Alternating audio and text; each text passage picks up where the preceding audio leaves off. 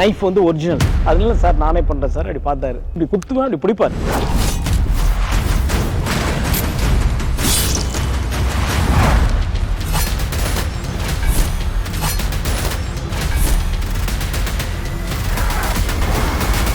Jailer unlock super star Rajinikanth അഭിനയിച്ച mega block buster ചലച്ചിത്രം ജയിലറിന് പിന്നിലെ കഥ സബ്ടൈറ്റിലിനോടൊപ്പം നിങ്ങളുടെ സൺ നെക്സ്റ്റിൽ മാത്രം കണ്ടാസ്വദിക്കാം. ഇപ്പോൾ തന്നെ ആപ്പ് ഡൗൺലോഡ് ചെയ്യൂ.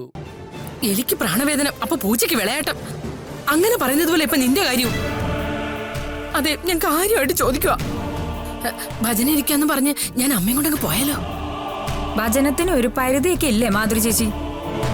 കൂടിയാൽ ഒരാഴ്ച, അല്ലെങ്കിൽ ഒരു മാസം. അത് കഴിഞ്ഞാൽ ഇങ്ങോട്ട് തന്നെയല്ലേ വരുന്നു. അപ്പോഴോ? എന്റെ ഈശ്വര, കേട്ടിട്ട് തലയിറങ്ങാണല്ലോ. മോളെ, എനിക്ക് കുറച്ച് ദിവസം അവധി തരുമോ? എന്റെ ഒരു വലിയ മാമനെ ആശുപത്രി കിടക്കുക. മാമന്റെ കൂടെ കുറച്ച് ദിവസം നിൽക്കാനാ. ഇവിടെ അമ്മയെ പേടിച്ചിട്ടല്ലേ മാമനെ കാണാൻ പോകുന്നു. എനിക്കെല്ലാം മനസ്സിലായി.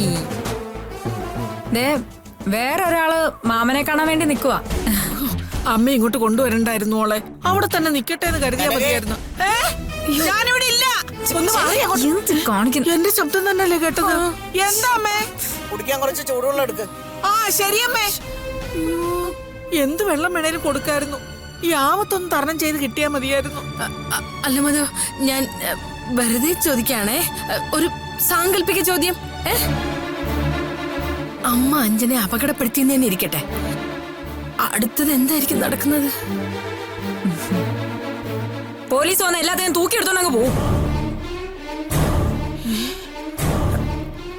അമ്മ ഇപ്പോഴെങ്ങാനും മുറിയിലോട്ട് കയറിയ അതോടെ എല്ലാം തീരും. അർജുനും പൂജ എത്തുന്നത് വരെ എന്തെങ്കിലും ഒരു മാർഗം ഉപയോഗിച്ച് അമ്മയെ എവിടെയെങ്കിലും ഒരിടത്ത് തന്നെ തളച്ചിട്ടേ പറ്റൂ. അതിനിപ്പോ ഒരു മാർഗേ ഉള്ളൂ, മുറി പൂട്ടിയിടുക. പുറത്തിറങ്ങിയ ഉമ്മാക്കുണ്ടെന്ന് പറയാം. ഒരുമാതിരി അസ്ഥാനത്തെ കോമഡി പറഞ്ഞാലുണ്ടല്ലോ. മോളെ, നമ്മളിപ്പോ എന്ത് ചെയ്യും? നോക്കട്ടെ.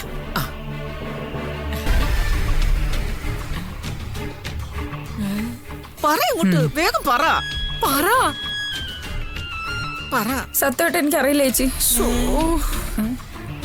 ഇങ്ങോട്ട് മാറിക്കാൻ, മാറങ്ങോട്ട്.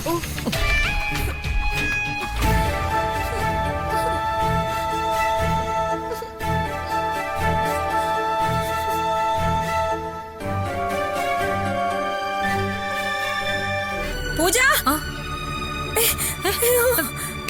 എന്താ എന്താ ആന്റി? വന്നു മോളെ, വന്നു. കാര്യങ്ങളെല്ലാം കൈവിട്ടു പോവും. എന്താ ആന്റി, ഒന്ന് തെളിച്ചു പറ. അമ്മ വന്നൂന്ന്. ഞാൻ എവിടെയെങ്കിലും ഒളിക്കുവോ? എന്തിനാ അച്ഛമ്മയുടെ മുന്നിൽ ഒളിക്കുന്നേ? കൊള്ളാം. നീയും ഞാനും കൂടെ അഞ്ജന ചേച്ചിയും കൂടെ കൊണ്ടുവന്ന്. എന്നോട് അമ്മയ്ക്ക് അത്ര വലിയ ദേഷ്യമൊന്നും കാണില്ല, എന്നാ നിന്നോട് എന്തോ ഒരു വൈരാഗ്യം പോലെയാ. അല്ല, ഇതൊക്കെ നമ്മൾ പ്രതീക്ഷിച്ചിരുന്നല്ലേ. ഞാൻ എന്തായാലും അച്ഛമ്മ ഒന്ന് കാണാം. അമ്മയെ കാണാനോ?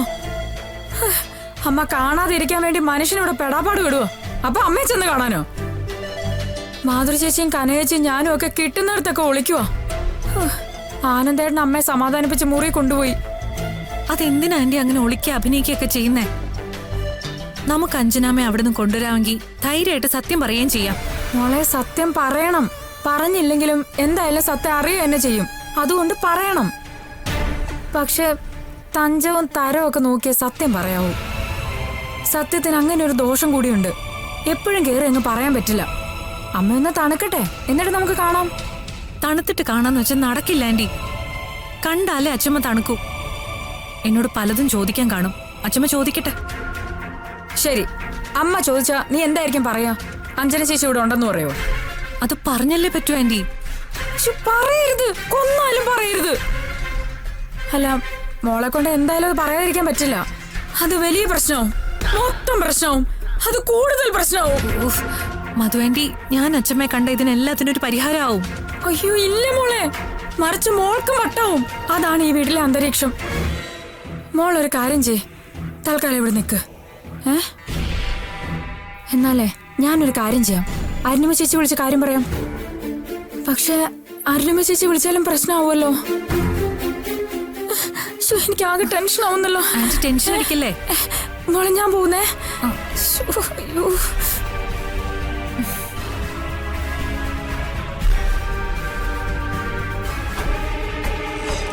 തന്നോട് ഞാൻ 100 പ്രാവശ്യം പറഞ്ഞതാ, പൂർണ്ണമായ അന്വേഷണത്തിന് ശേഷം മാത്രമേ അറസ്റ്റ് പാടുള്ളൂ എന്ന്. ഇപ്പൊ തെളിഞ്ഞില്ലേ അർജുൻ അല്ല കേസിന് പിന്നിലെന്ന്. മറഞ്ഞിരിക്കുന്ന പ്രതികൾ മറ നീക്കി പുറത്തു വരികയാണ്. ഈ നിരപരാധിക്ക് വന്ന മാനക്കേട്, സഹിച്ച അപമാനം, കേസിന് മറ്റുണ്ടായ ധനനഷ്ടം, ഇതൊക്കെ താൻ എങ്ങനെ തിരിച്ചു കൊടുക്കടോ?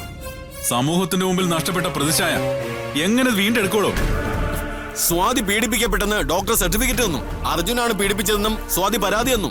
പിന്നെ ഞാൻ എന്ത് ചെയ്യണം സർ? അന്വേഷണം നടത്തണമായിരുന്നു. അന്വേഷണം നടത്തി ഉറപ്പ് വരുത്തണമായിരുന്നു. ഞാൻ എങ്ങനെ അന്വേഷിക്കണമെന്ന് പുറത്തുള്ളവർ നിർദ്ദേശിക്കണ്ട.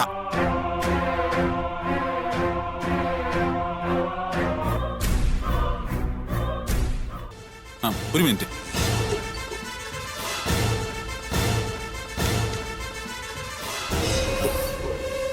സാറേ, ഞാനേ പുറത്തുള്ള ആളല്ല, അകത്ത് കിടന്ന് അനുഭവിച്ച ആളാ. അതും തന്റെ വൃത്തികെട്ട ഈഗോ കാരണം. സൂക്ഷിച്ച് സംസാരിക്കണം. താൻ എന്നെ ഏട്ടാന്ന് നോക്കണോ? വിളിക്കോ.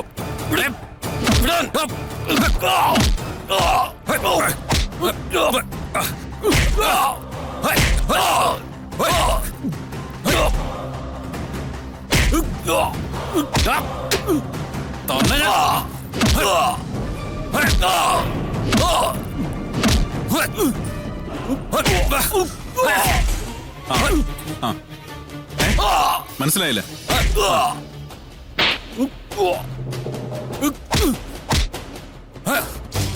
ഇനി നീ എന്റെ പുറകെ വന്നാ തീർത്തുകളായി ഞാൻ.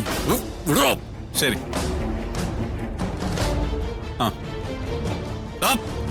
ഈ യൂണിഫോം തന്നിരിക്കുന്നതേ നിയമം നടപ്പിലാക്കാൻ വേണ്ടിയാ, അല്ലാതെ നിന്റേതായ നിയമം ഉണ്ടാക്കാൻ വേണ്ടിയിട്ടല്ല.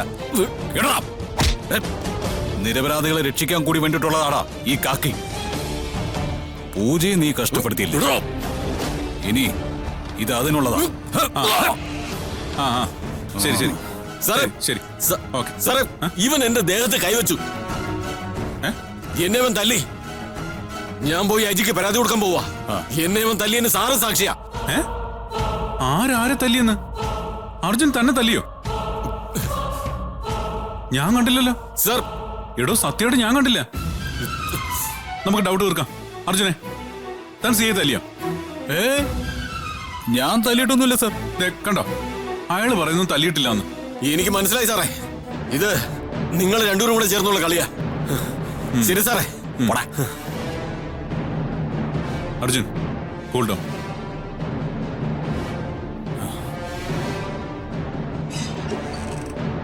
എന്തായാലും തന്റെ ഇടി കണ്ടപ്പോ ഒരു കാര്യം എനിക്ക് മനസ്സിലായി. നീ വക്കീലാവേണ്ടവനല്ല, പോലീസ് ആവേണ്ടവനാ.